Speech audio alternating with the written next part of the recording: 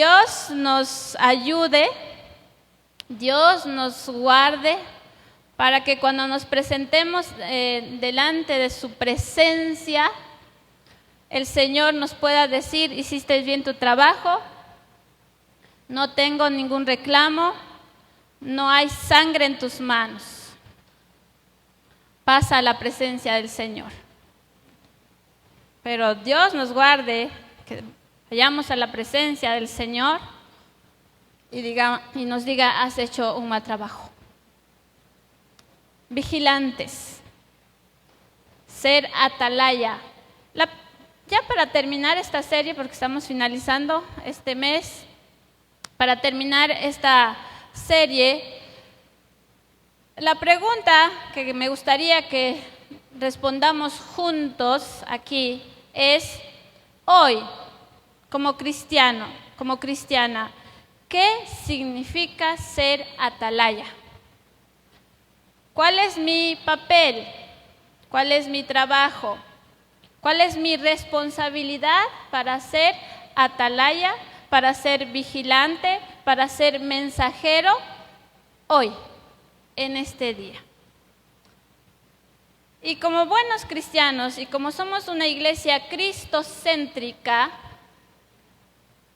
el que nos va a enseñar, el que nos va a decir cómo es ser atalaya hoy en día, hoy Anita, bueno, me llamo Ana María. Hoy Ana María, tú como creyente, como testigo del Señor, tu función, tu papel, tu encomienda es esta, según la perspectiva, según la reflexión, según el análisis de la vida de Cristo. Cristo es nuestro modelo. Cristo es el que nos enseña. Y para eso, por favor, acompáñenme a un texto que se encuentra en Gálatas, capítulo 2, verso 20. Esta de aquí es la versión Reina Valera 2015. La Biblia que tengo aquí es Reina Valera 1960. ¿Okay? Dice así: con Cristo estoy justamente crucificado, y ya no vivo yo, mas vive Cristo en mí.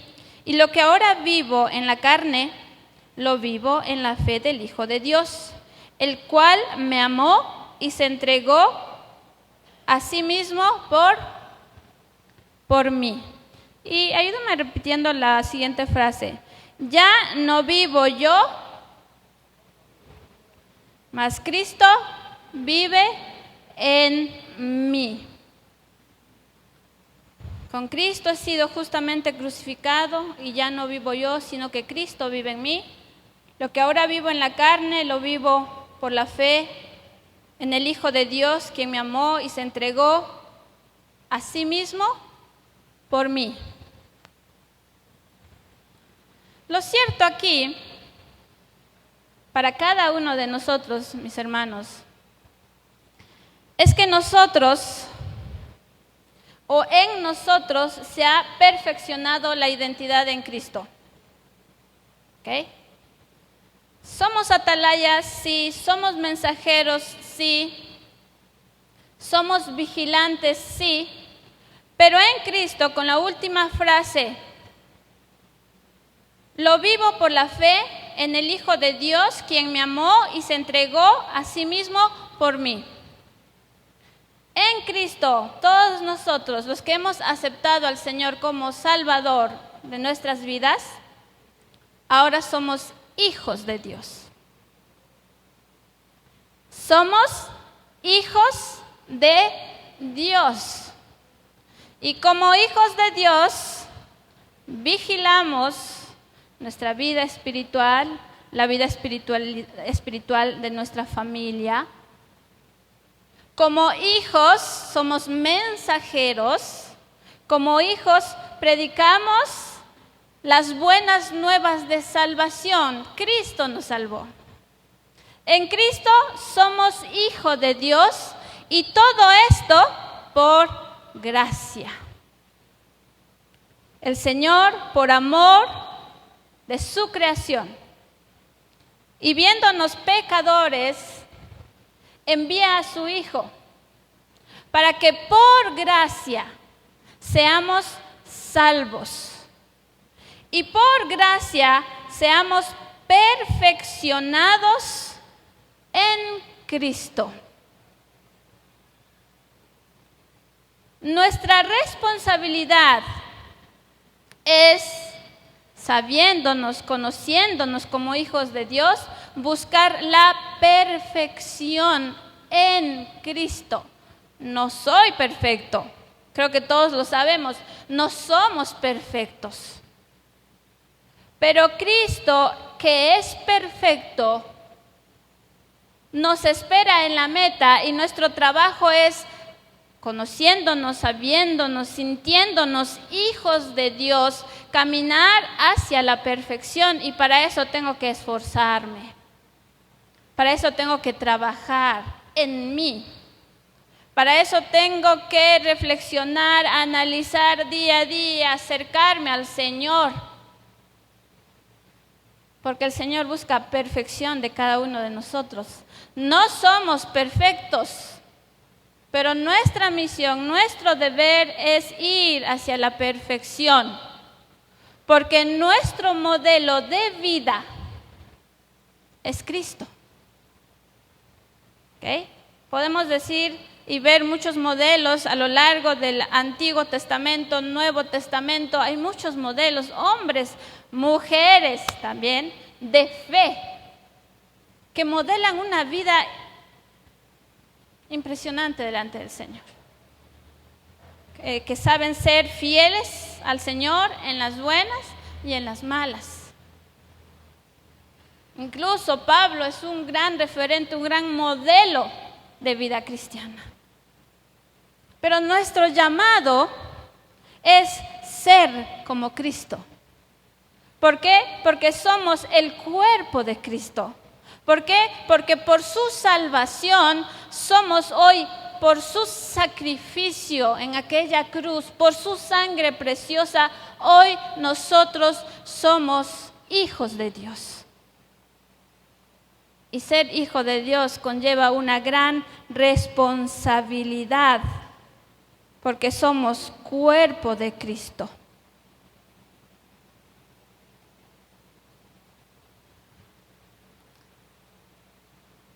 Ustedes, nunca les he platicado cómo fue mi llamado, ¿verdad? ¿O sí? Tuve un llamado, hermanos. El Señor me llamó al ministerio. Yo vengo de cuna cristiana. Primera generación mis abuelitos paternos, segunda generación mis padres. Yo soy tercera generación, mis hijos, gracias a Dios, son cuarta generación, y así irán, en el nombre del Señor. Yo desde muy pequeña he tenido este temor, este amor por Cristo. Desde muy pequeña, porque desde muy pequeña tuve experiencias muy dolorosas en mi vida. Entonces, desde muy pequeña yo dije, creo que el Señor es el único que me puede ayudar a salir de esto. Tengo la convicción de que Cristo sana. Tengo la convicción de que Cristo abraza. Tengo la convicción de que Cristo fortalece. No sé, yo creo desde los 7, 8, 9 años.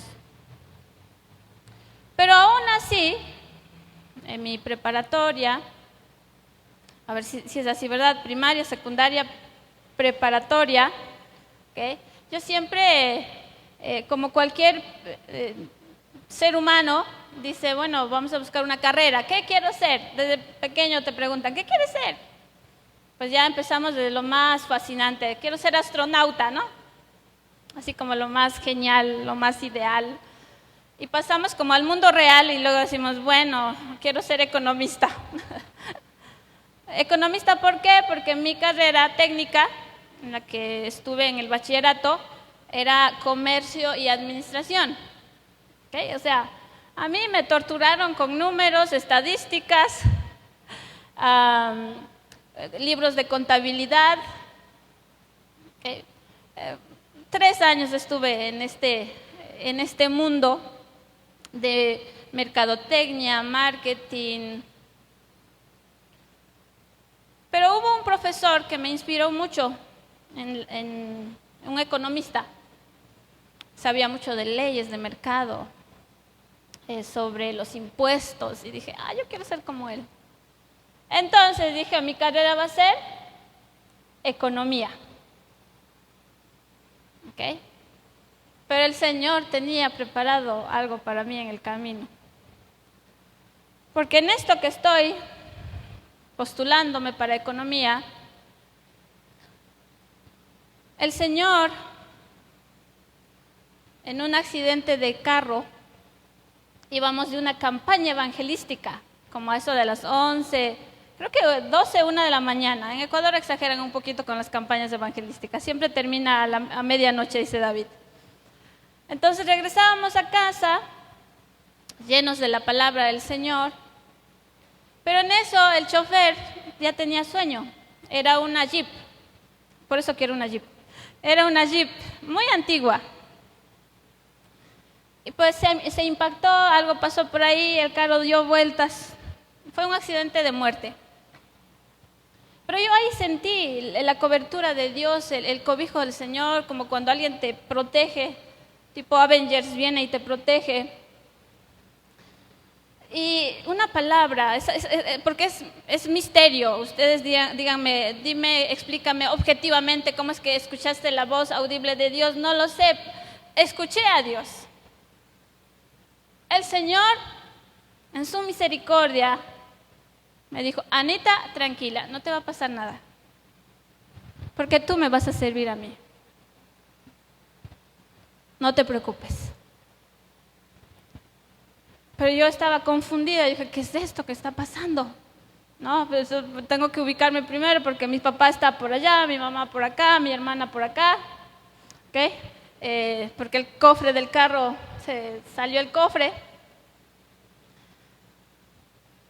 Y lo impresionante ahí es que yo sentí todo el movimiento, pero ni un rasguño, ni una uña quebrada, absolutamente nada.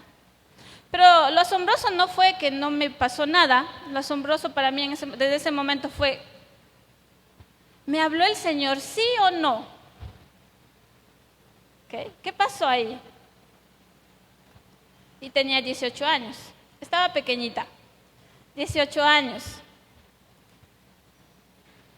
Y como buena hija de Dios, siguiendo a los jueces, Señor, pruebas, dame pruebas.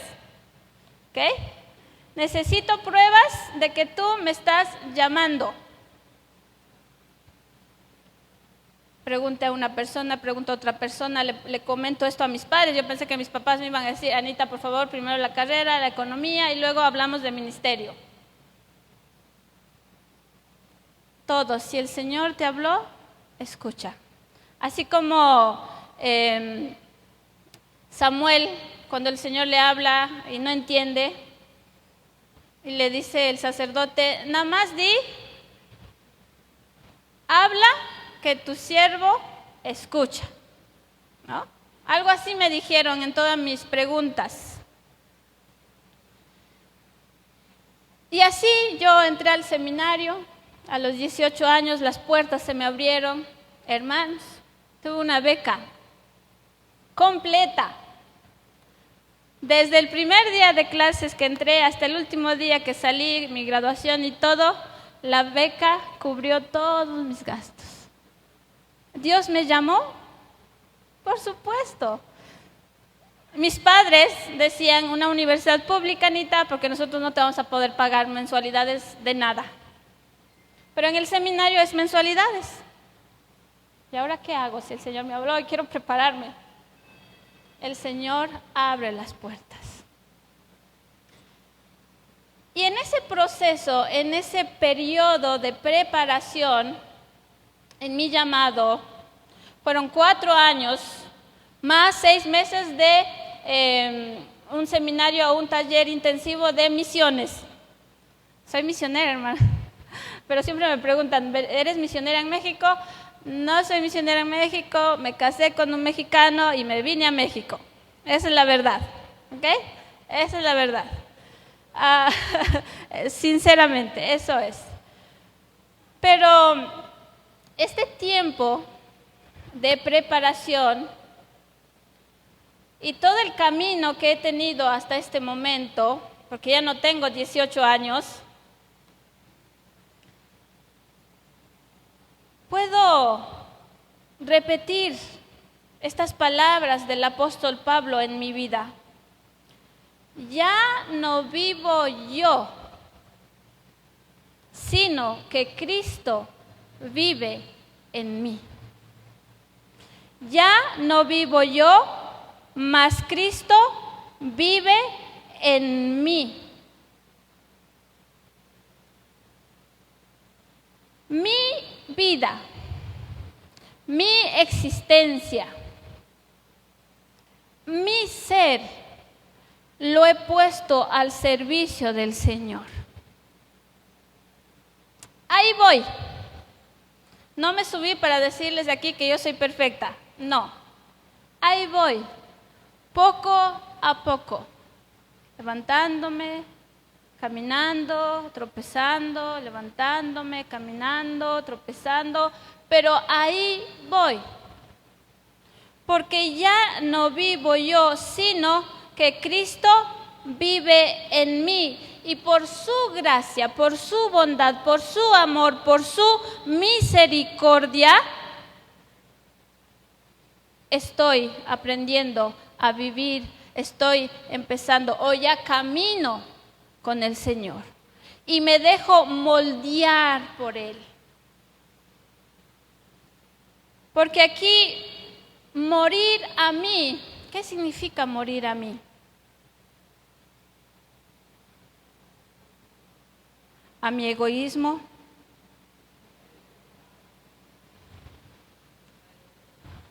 morir al pecado, morir a la inmoralidad, morir a los antivalores, porque mi modelo es Cristo. No, el decir que mi modelo es Cristo y que he muerto, mi ser ha muerto para que Cristo viva en mí, no estoy diciendo que soy una seta, que soy una persona que vive alejada de la sociedad, alejada de cualquier pecado y me alejo y me encierro. No. Yo vivo para Cristo. Cristo es mi identidad aquí en la tierra, aquí visible. Camino en la sociedad, pero modelando la vida de Cristo, los principios de Cristo, la moral de Cristo, la ética de Cristo. Tratando de reproducir la imagen de Dios en mi vida. A eso se le conoce, siguiente por favor, como el vaciamiento. Mi vida entera, completa, ha sido entregada a Cristo. Ya no vivo yo. El Espíritu mora en mí.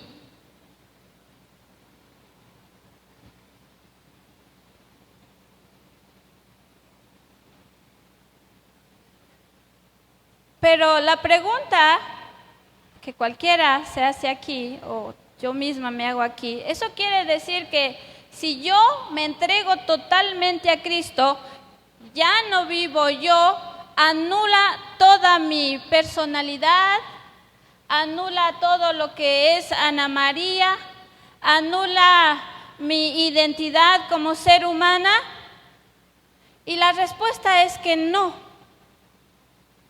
No lo anula. Lo que pasa aquí es que inmediatamente cuando yo confieso, manifiesto, vivo, interiorizo esta frase de ya no vivo yo, surge la siguiente frase, expreso la siguiente frase, mas Cristo vive en mí. Ahora yo soy colaboradora activa de Cristo. Y el vaciamiento, el decir ya no vivo yo, me lleva hacia la humildad. La humildad. Yo dependo de Dios. Voy a orar por ti, hermano, pero la obra es del Señor, no es mía. Me fortalezco en el Señor. Mis fuerzas pueden disminuir, pueden acabar. El Señor me fortalece. Pero surge un poquito, esto es como una contradicción. Un orgullo. Humildad versus orgullo. Orgullo ya no de mi ego, orgullo no de lo que yo soy. El orgullo de mí es que Cristo vive en mí y desde ese momento yo me vuelvo colaboradora de Cristo. Eso es lo que quiere decir Pablo con este versículo. Muero a mí, pero Dios no anula lo que yo soy. Toma mi personalidad, toma lo que yo soy, toma mi existencia para colaborar en la expansión de su reino, en la expansión de su ética, en la expansión de la moral cristiana, en la expansión de la salvación. Porque cuando Cristo vendrá a esta tierra, a este mundo, cuando toda la humanidad confiese a una sola voz que Él es nuestro Salvador. Largo camino nos espera. Entonces, vamos y tenemos que ser imitadores de Cristo. ¿Ok? Ya no vivo yo, sino que Cristo vive en mí, porque soy hijo de Dios. Entonces, esto me lleva a imitar a Cristo. Pero vamos a hacer vamos a pararnos aquí. ¿Qué significa ser imitador de Cristo? ¿Qué significa la palabra imitar? Cuando hablamos de imitar queremos ser pequeños Cristos, ¿no? A veces hay personas que dicen ser como Cristo es que tienes que vestirte como Cristo, tienes que hablar el idioma que hablaba Cristo, ponte una túnica, porque hay que ser imitadores de Cristo. Esas son cosas muy externas. Y ser imitadores de Cristo no es vestir, comer como Cristo. Es mucho más que esto. Ser imitador de Cristo es ser seguidor de Cristo. Es decir, yo, Ana María, voy a la palabra y específicamente en los evangelios. Leo los evangelios y trato de comprender, de conocer a Cristo, a este Cristo encarnado. Trato de entenderlo, trato de decir, a ver, ¿por qué sanó a los enfermos? ¿Cuál fue la motivación de su corazón? ¿Por qué oró por los endemoniados? Y fueron libres de los demonios. ¿Cuál fue esa motivación? ¿Jesús qué hizo?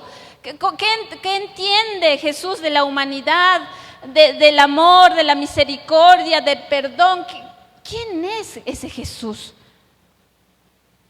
Que viene y dice, alguien me ha tocado, poder ha salido de mí. Pero no es para reprochar, no es para castigar, no es para menospreciar, es para decir, hija, tu fe te ha salvado.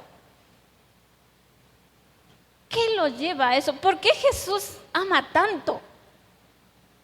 Porque amar es sanar, porque amar es perdonar, porque amar es liberarlos de los demonios, porque amar es abrazar a los gentiles, a los samaritanos, a los que la sociedad judía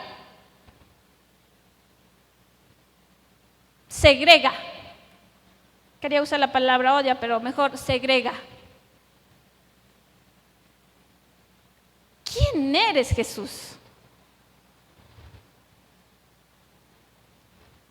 Imitar es imitar el corazón de Jesús. Imitar es ser como Jesús. Que las intenciones, que los motivos que hayan en mi corazón modele a Jesús. Va mucho más allá de lo externo. Nos lleva a ser como Jesús. Eso es imitar. ¿Cómo ser como Jesús? ¿Cómo imitar a Jesús?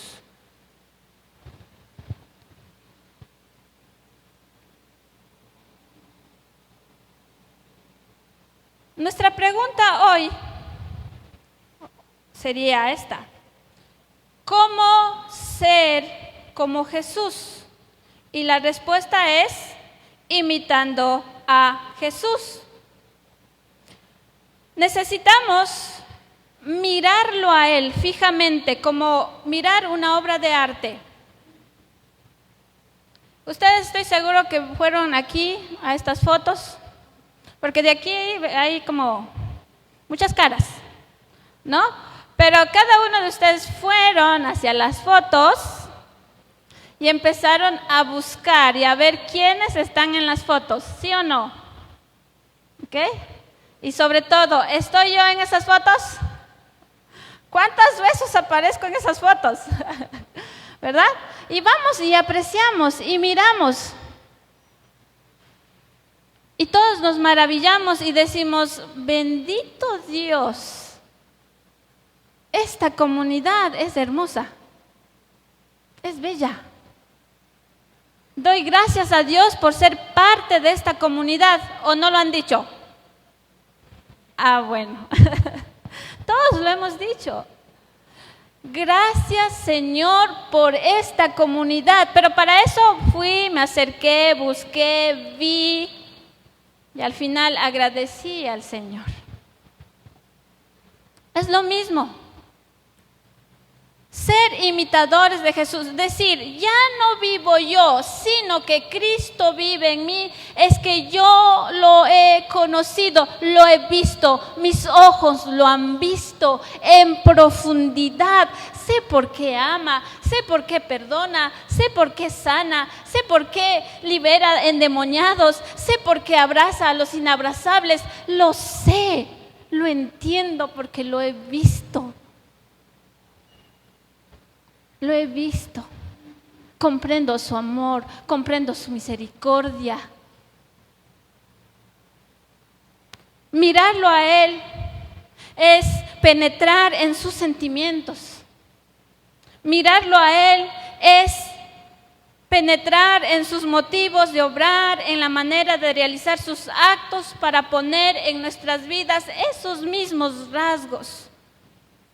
La suprema aspiración de nuestra vida, mis hermanos, mis hermanas, la suprema aspiración de nuestra vida debe ser parecernos a Cristo, ser como Cristo, decirlo con conocimiento de causa, ya no vivo yo, sino que Cristo vive en mí. Ya no vivo yo. Cristo vive en mí.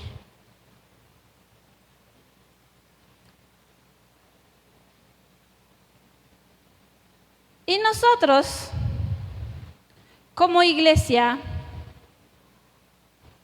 iglesia altar, que somos nosotros, hemos entendido que tenemos que venir O hemos venido a ser parte de esta iglesia para modelar a Cristo. Y la pregunta es, ¿cómo debemos modelar a Cristo en nuestras vidas? Porque modelar a Cristo en nuestras vidas es ser vigilantes, es ser mensajeros, es ser atalayas. Y como iglesia, mis hermanos, queremos... Siguiente, por favor. Siguiente. Queremos vivir como iglesia. Es decir, esto nos compete a cada uno de nosotros. Queremos vivir bajo 5 principios como iglesia altar. 5 principios como iglesia altar. El primer principio, y díganlo conmigo, modelar la vida espiritual. A ver, otra vez, yo digo primero y después ustedes. Primer principio, modelar la vida espiritual.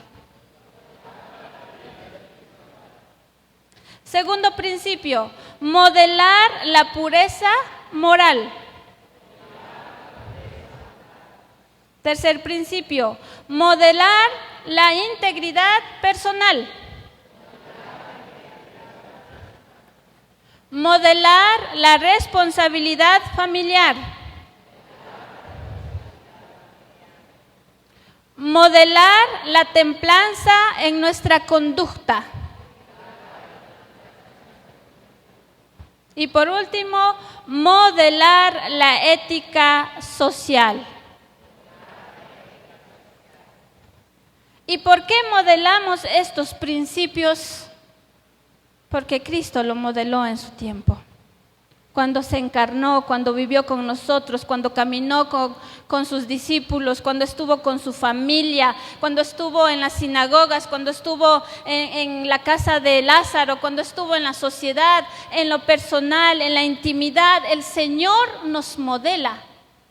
Y hoy Iglesia Altar lo quiere resumir en estos 6 principios. Es para examen 5. 6 principios. Modelamos. El Señor quiere de nosotros perfección, pero no somos perfectos. Pero algún día llegaremos hacia la perfección cuando veamos a nuestro Dios cara a cara. Y lo que nos motiva a modelar, lo que nos impulsa a modelar, la esperanza que nos encamina hacia la perfección es Cristo.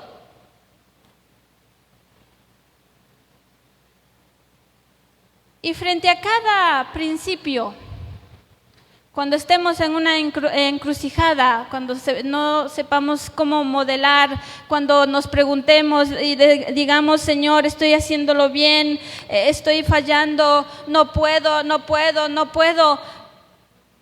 preguntemos o hagamos la pregunta, ¿qué haría Cristo si estuviera en mi lugar?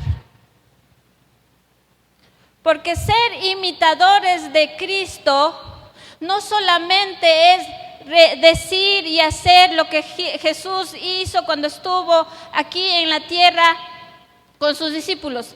Ser imitadores de Cristo es también en un momento específico preguntarnos, ¿qué haría Jesús en mi lugar? ¿Qué haría Jesús en mi lugar? Tengo que tomar una decisión, Señor, tengo un problema. ¿Qué hago? Me pierdo en mis decisiones. Detengámonos en ese momento y vamos al Señor, digamos, Señor, ¿tú qué harías en mi lugar? ¿Qué harías en mi lugar? Pongámoslo en oración, no por nuestros impulsos, no por nuestros instintos. Ahí es donde tenemos que recordar, ya no vivo yo, sino que Cristo vive en mí. Señor, ¿qué harías tú en mi lugar? ¿Okay? Tengo hijos, Señor. El viejo hombre quiere castigarlo severamente. Pero soy nueva criatura. ¿Qué hago? ¿Qué harías tú en mi lugar? ¿Cuáles son las decisiones que debo tomar en mi lugar? Señor, ya no veo la luz, todo es oscuridad en mi vida personal. ¿Qué hago? ¿Qué hago? ¿Qué haría Jesús en mi lugar? Levántate en el nombre del Señor. Levántate en el nombre del Señor. Levántate en el nombre del Señor. Y a esto yo lo he titulado, basándome en el versículo de ya no vivo yo, mas Cristo vive en mí, como perder para ser. Perder, ya no vivo yo, para ser, para modelar a Cristo en mi vida, mas Cristo vive en mí. ¿Es humildad? Sí es humildad, pero también es orgullo. Soy hija, soy hijo de Dios. Amén.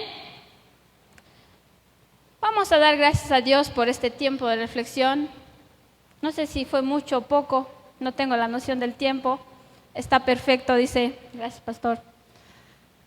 Vamos a pedir al Señor, ayúdame, Padre Santo, a modelar, a encontrarme contigo día a día. Ayúdame a responderme a estas preguntas. ¿Qué harías? ¿Qué harías? ¿Qué harías tú en mi lugar? ¿Cuáles son las decisiones que tomarías en mi lugar? ¿Cómo saldrías de esta situación en mi lugar? Oremos.